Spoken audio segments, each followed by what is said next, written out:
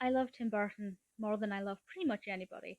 And when I first saw his Hansel and Gretel, I decided immediately that there were some very interesting creative choices.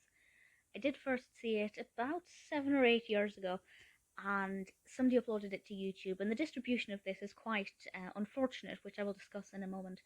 Um, and then I think it disappeared from YouTube, and then it's resurfaced. I rewatched it again, and there are a lot of things in this that I think are absolutely beautiful. But it is still, well, it's very Tim Burton. It's very creative. There are some decisions that I personally wouldn't have made, but that's what makes it spectacular. So, with regards to the distribution, this was originally it originally aired in 1983 on the Disney Channel. It aired once on Halloween, and then it's been shown in a couple of exhibitions, Tim Burton exhibitions, but it's never been aired since, and I'm not sure why. And I feel like that is quite a big shame because it's really creative, and above all else, it's Tim Burton and it has an audience. This obviously tells the story of Hansel and Gretel, but with a few twists and turns. Now, I don't know exactly how much this sticks to the Brothers Grimm tale because, shockingly, I've never actually read Hansel and Gretel. I've seen many interpretations. I've probably read like children's books based on the story, but I've never actually read the Brothers Grimm version. So if you know how it compares, please let me know, but I should make the effort to actually read it. But it is quite different to most interpretations that I've seen. One of the interesting decisions is that the entire cast is East Asian. I'm assuming that was a conscious decision. I'm not sure. I'm not sure what Tim Burton was trying to do with that.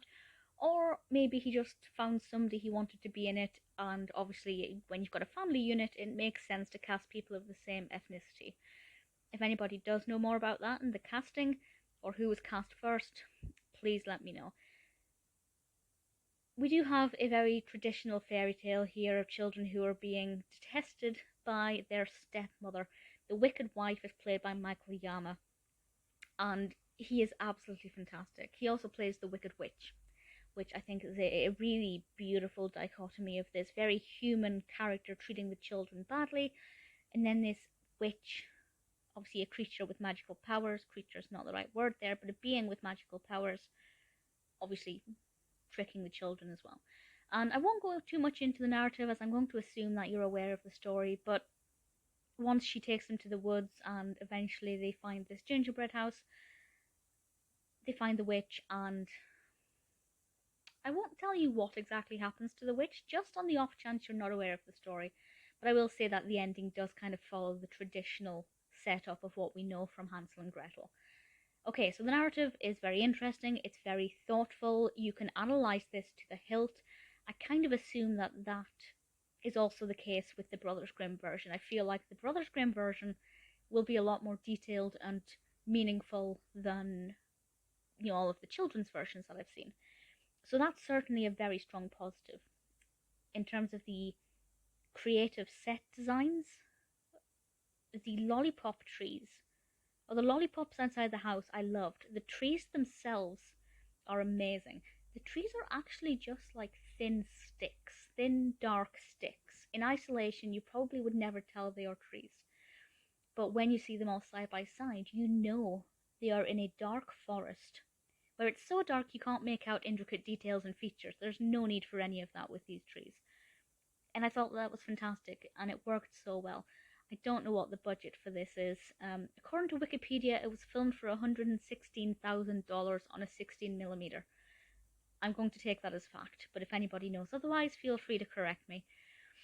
And the house itself is just stunning. It's quite simple in design. How do I say this without spoiling anything?